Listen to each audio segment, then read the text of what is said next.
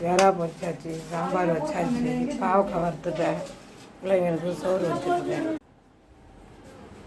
பிள்ளைங்களுக்கெல்லாம் சோறு வச்சாச்சு. எல்லாரும் ஸ்கூலுக்கு பிள்ளைங்க ரெடி ஆகுது. இது எங்கள் பையனுங்களுக்கு வைக்கிறேன்.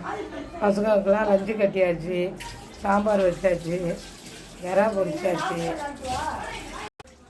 பேரனுக்கு சாம்பார் வச்சு அவருக்கு ஒரு மாங்காய் போட்டுற வேண்டியதான்.